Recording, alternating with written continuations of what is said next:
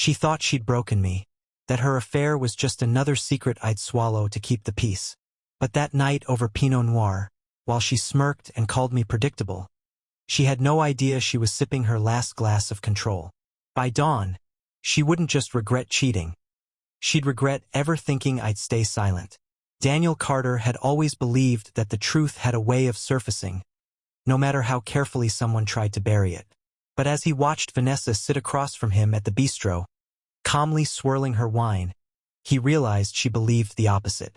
To her, secrets were a form of power, one she'd gotten too comfortable wielding. She didn't look nervous. If anything, she looked amused. Maybe she thought he was about to beg her to come back, that this dinner was some last-ditch performance to preserve whatever image of a marriage they had left. That was fine. Let her think that. He wasn't there to plead. He was there to deliver the ending she'd earned. He'd chosen this place on purpose. Not because he wanted to remember anniversaries or the early years when they'd actually been happy, but because he wanted the conversation to be impossible to escape. No distractions.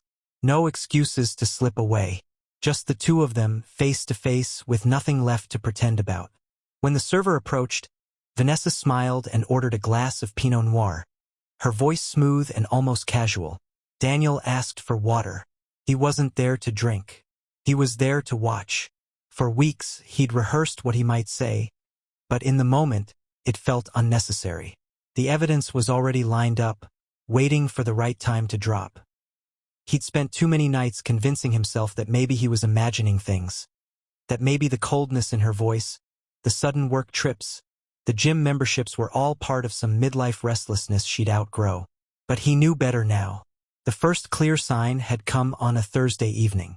Vanessa came home late, claiming she'd been catching up with colleagues after a client pitch. She'd said it with a tired sigh, like she resented having to explain herself. But Daniel had seen the notification on her phone before she'd silenced the screen. A hotel reservation, booked under her corporate account, nowhere near her office. He hadn't confronted her that night. He'd simply said he hoped she'd had a productive day. She'd nodded, already halfway to the bedroom, already certain he'd swallowed the lie. It wasn't that he was afraid of the truth. He was afraid of how easily she'd decided he didn't matter enough to be honest. That was what finally pushed him past the point of denial.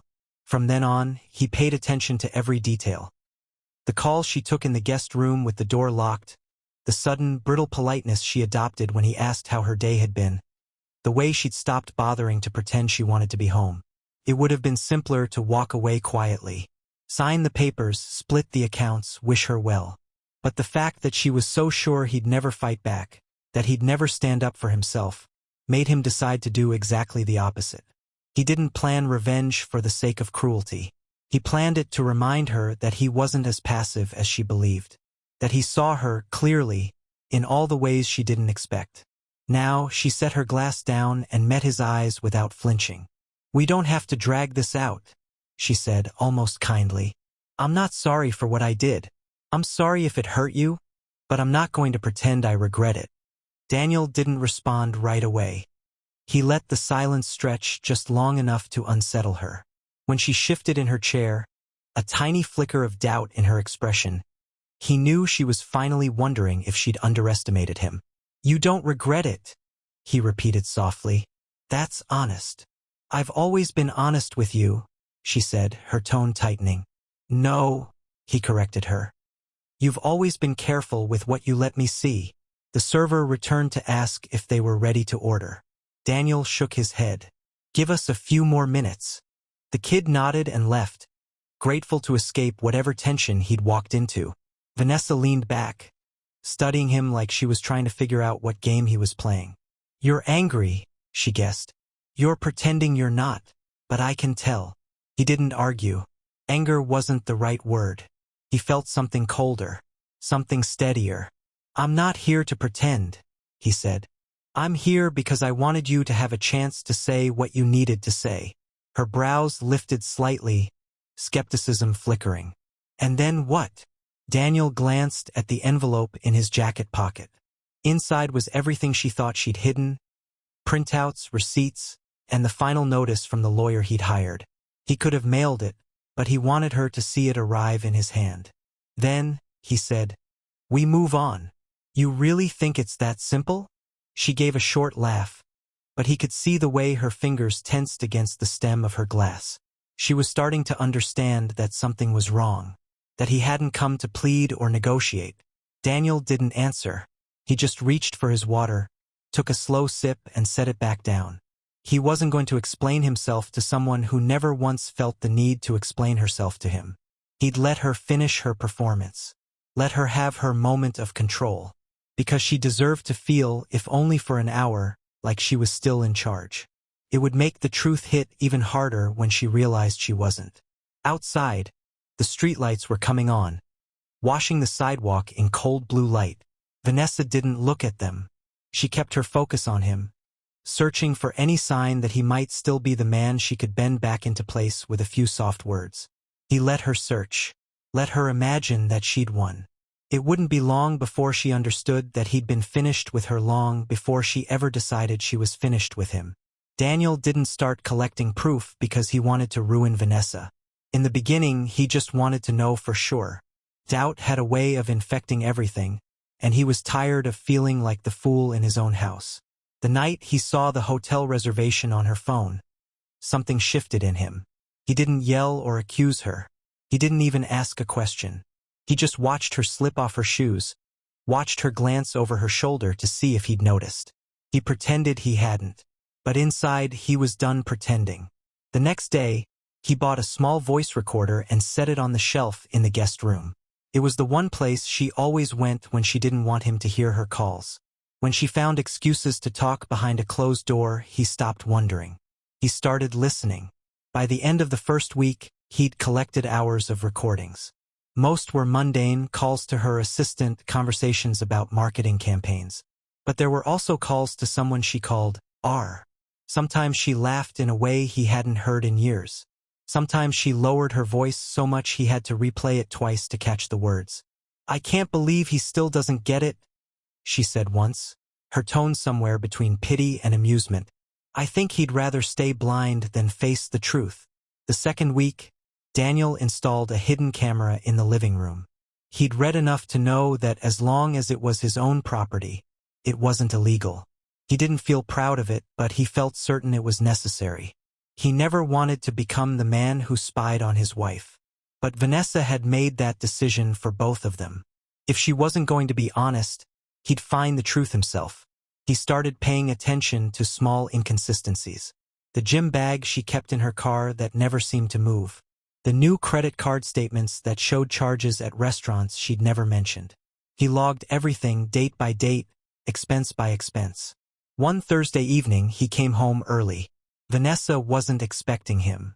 He saw her through the kitchen window, standing with her phone pressed to her ear, her back to the sink.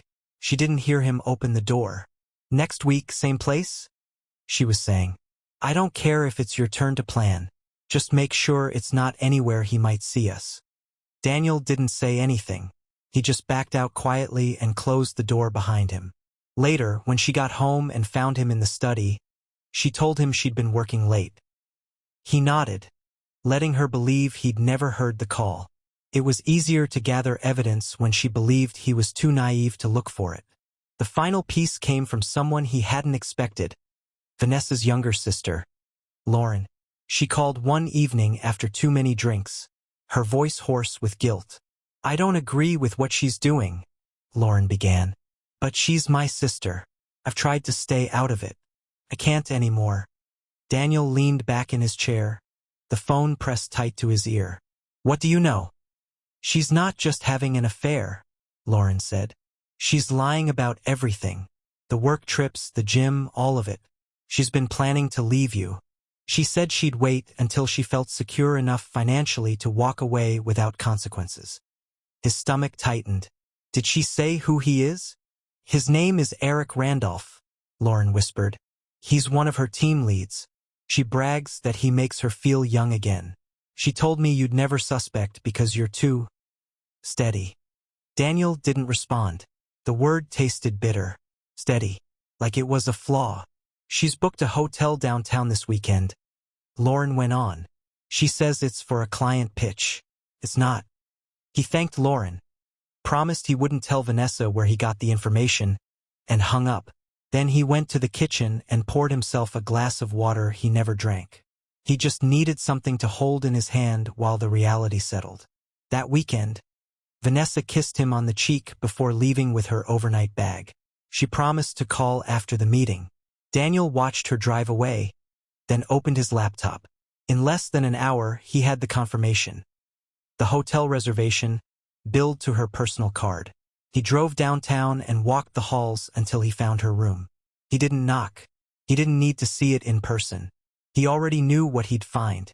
Instead, he went home, opened the folder on his computer labeled Vanessa Evidence, and started organizing everything chronologically. Every receipt, every call, every message she thought she'd hidden. By Sunday night, he had a complete timeline of the affair. It was strange how calm he felt. He didn't cry. He didn't punch walls or throw her things out onto the lawn. He didn't feel like he'd lost anything. What he felt was an almost clinical clarity. He saw, finally, that the woman he married had disappeared a long time ago, replaced by someone who viewed him as an obstacle to maneuver around. Someone who counted on his silence as part of her plan. For a few days, he did nothing. He let her believe she'd gotten away with it. When she came home and slipped into bed beside him, he didn't move. He waited until her breathing settled into the soft rhythm of sleep. Then he stood in the dark, watching her. And he knew exactly what he'd do next. He didn't want revenge out of spite. He wanted it because he refused to leave this story in her hands. If she was going to write him out of her life, he would make sure she had to look him in the eye first, and see exactly how much he knew. And when he was finished, there would be no doubts left. No illusions. Only the truth she'd spent months trying to bury. Daniel never believed in revenge for its own sake. But he did believe in consequences. For weeks after he confirmed everything, he planned carefully, methodically, never letting emotion dictate his decisions. He started by consulting an attorney, a woman named Janet with 20 years in family law. When he showed her the folder he'd compiled, messages, receipts, hotel confirmations, she looked up and told him, "You've already done half my work." She explained the next steps. A no-fault divorce filing with evidence of infidelity to protect his financial interests. He signed the paperwork without hesitation. He didn't feel like he was destroying anything. He felt like he was cleaning up something that had already collapsed. Next came the finances. He spent an evening reviewing their joint accounts, noting the automatic payments Vanessa had set up. He closed the credit cards they shared and moved his income into a separate account under his name only. Nothing illegal, just the practical process of making sure he wasn't funding her affair. He canceled the subscriptions she used most. The gym membership that had become her cover story, the meal kit service she ordered whenever she said she was working late, the hotel loyalty program he hadn't known existed until he saw the statement. The last piece of the plan involved Eric. Daniel had never met him, but he'd seen enough photos on Vanessa's phone, snippets of conversations she'd recorded by accident. He looked up Eric's information easily. The man was predictable. He left a digital trail on every platform he used. LinkedIn, Facebook, even a personal website littered with motivational quotes about hustle and living without limits. It took less than an hour to find out Eric had a fiancée, Julia. She worked in the same marketing firm, though on a different team. Her profile was public, photos of her and Eric at holiday parties, weekend getaways, captions full of optimism about their future. Daniel saved it all. He wasn't interested in humiliating Eric. He just believed Julia deserved to know who she was planning to marry. While Vanessa thought he was too passive to act, Daniel spent his evenings finalizing every detail. He wanted everything ready before he confronted her. The night he decided to set it in motion, he told Vanessa he'd be working late. She didn't question it. She was already planning her own evening. He watched her check her phone 3 times before she left the house. That slight restlessness she no longer tried to hide. When the door closed behind her, Daniel took out the last camera he'd purchased. He installed it in the bedroom, tucked discreetly near the bookshelf. The device was voice-activated. He tested it twice to make sure it was recording. Then he left, locking the door behind him. He parked a few blocks away and waited. At 7:12 p.m. Vanessa came home. At 7:31, Eric arrived. Daniel didn't look away from the live feed on his phone. He watched them greet each other without hesitation. Watched Vanessa lead Eric through the hallway like she'd done it dozens of times. They kissed, talked, laughed. She offered him wine, her gestures practiced and familiar. For a moment, Daniel felt nothing at all. Then he felt a quiet, settled certainty. There was no doubt left. No room for excuses or half-truths. He didn't interrupt. He didn't knock. He waited until the lights went off and the house went still. Only then did he return, silent as he unlocked the side door and stepped inside. He retrieved the memory card from the camera and slipped it into his pocket. The recording was complete. He would never watch it again, but he would keep it. The next morning, Daniel sent the evidence to his lawyer, along with copies of their financial records and a signed statement describing everything he'd documented. Janet called him later that day to confirm the papers were ready for filing. He wasn't finished. At noon, he drafted an email to Vanessa's HR department and attached the hotel receipts and messages showing she'd been using company time and resources to conduct the affair. He kept the tone professional, free of commentary. Just facts with timestamps and documentation. Before he hit send, he hesitated for the first time. He wasn't sure if he wanted to take her career down with the rest of it. But then he remembered how easily she'd dismissed him, how she'd looked him in the eye and said she didn't regret any of it. He sent the email. Later that day, he sent one more message to Julia. He included a polite note explaining he thought she deserved to know. No threats, no accusations, just the truth she wasn't being told. Then he closed his laptop and sat in the quiet, feeling lighter than he had in months. That evening, Vanessa came home as if nothing had changed. She greeted him with a careful smile, oblivious to what was already moving behind the scenes. He almost pitied her.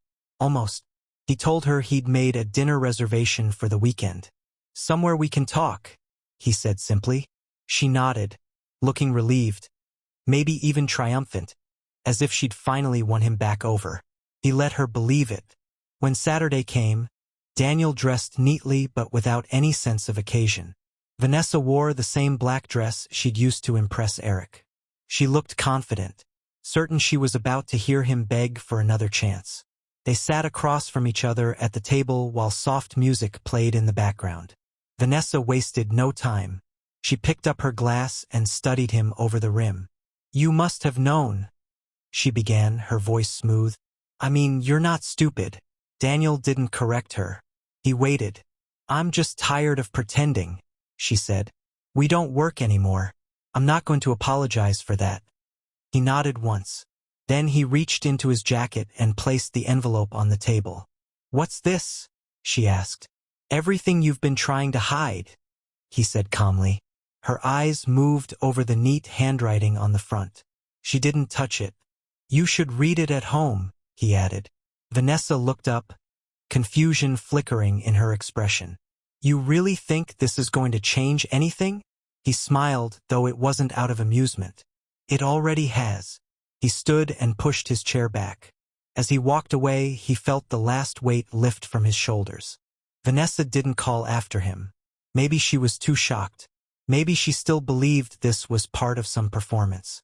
Either way, she had no idea that by the next morning, her entire world would be unrecognizable. Daniel didn't expect Vanessa to call him that night, but he still left his phone on the kitchen counter. Volume turned up.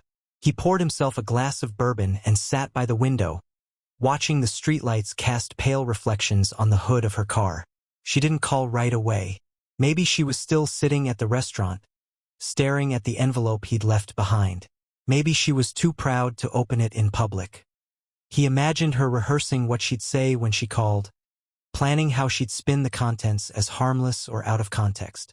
At 12:47 a.m., his phone rang. He let it go to voicemail. She called again. Then a text arrived, her words clipped and impatient. "What did you do?" He didn't respond. He didn't have to. At 1:14 a.m., another message popped up. "Why is my card declining?" Daniel leaned back in his chair and took a slow sip of bourbon. That was the first sign she understood this wasn't just about the affair.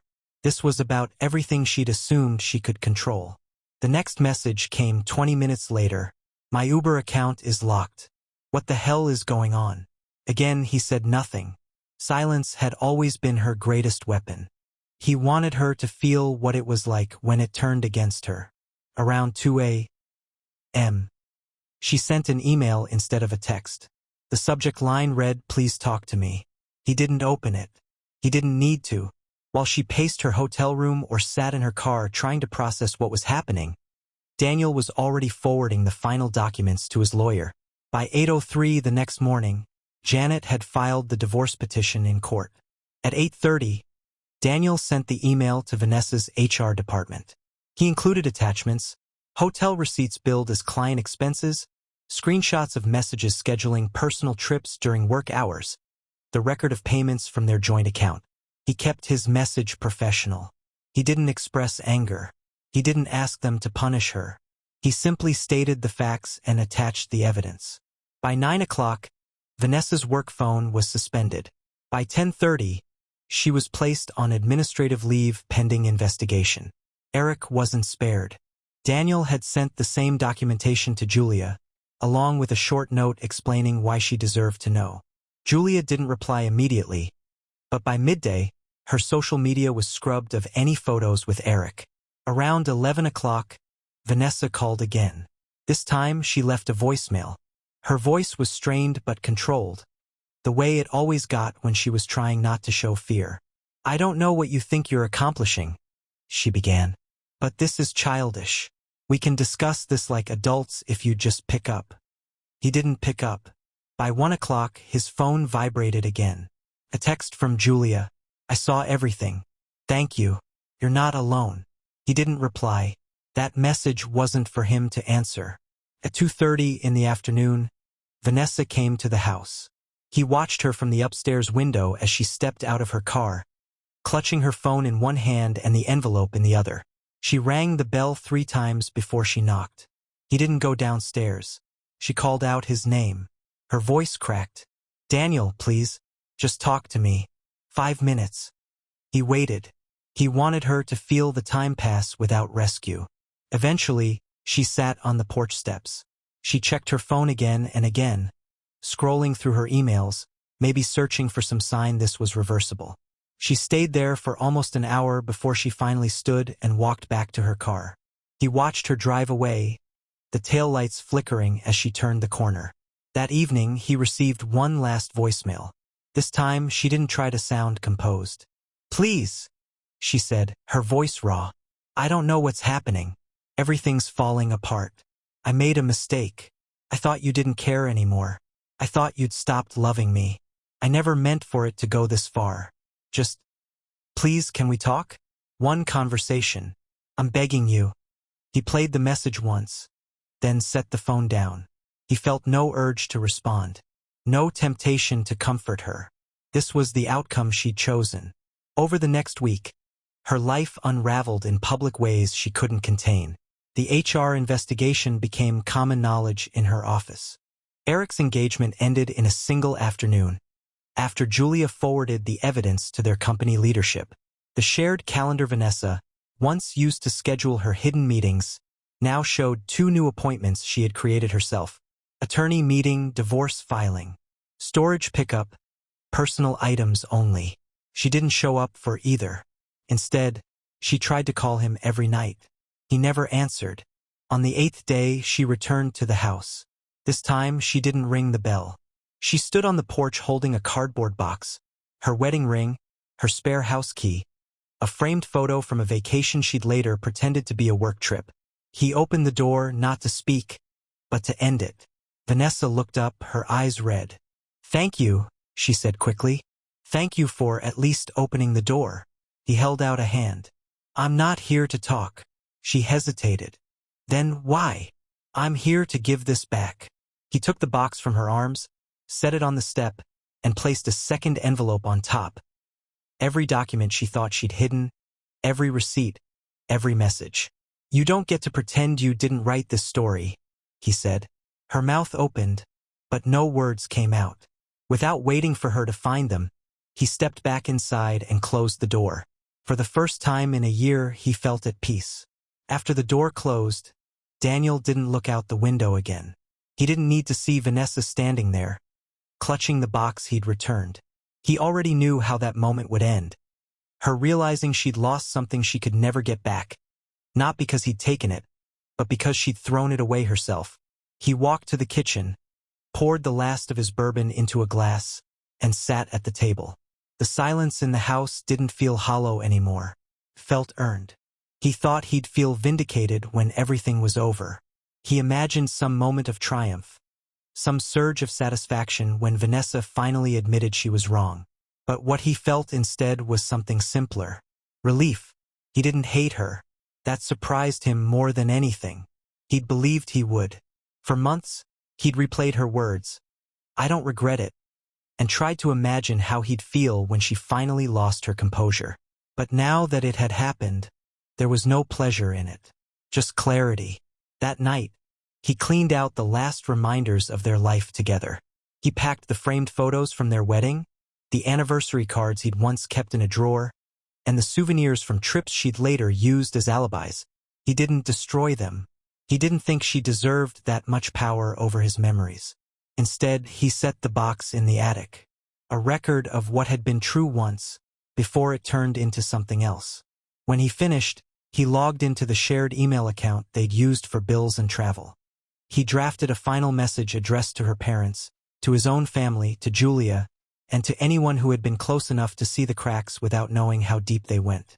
It was short. "I've decided not to justify her actions or mine. What happened between us is over. If you want answers, ask her.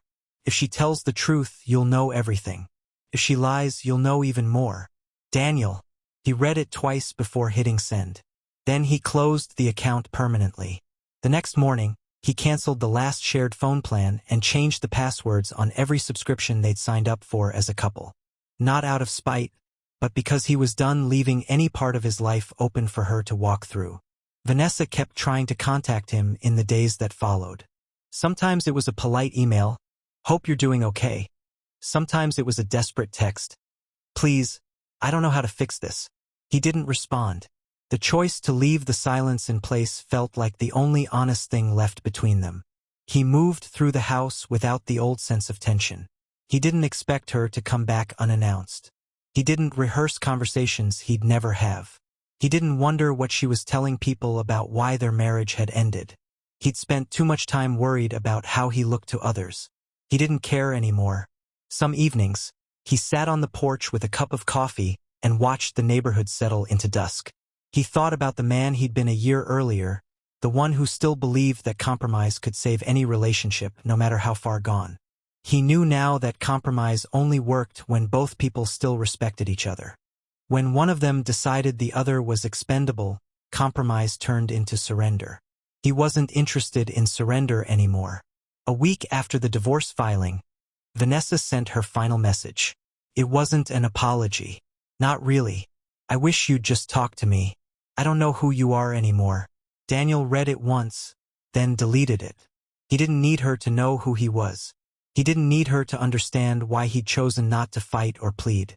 Some things lost their value the moment you tried to explain them to someone unwilling to listen. On the day the court finalized the divorce, Daniel didn't mark the occasion with any ceremony. He didn't tell anyone. He simply got up, made breakfast, and started his day. When the official notice arrived in his email, he archived it and moved on. It was over. He thought about the last time he'd seen her face to face, when she'd looked at him with tears in her eyes and asked him to reconsider.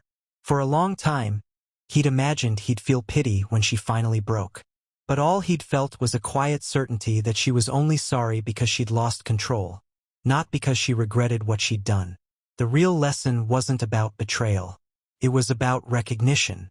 He'd spent years believing that loyalty was about patience, about giving someone more chances to prove they were better than their worst moments. Now he understood loyalty was also about self-respect, about knowing when enough was enough. He never answered another message. Eventually, they stopped coming. The house became his again. Not because he redecorated or threw out every trace of her, but because he no longer felt like a guest in his own life. Sometimes, late at night, he'd think about the first time she told him she loved him and wonder whether she'd meant it then. He'd never know for sure, and he'd stopped caring to find out. The past was finished. The future was wide open. And in the end, that was the only closure he needed.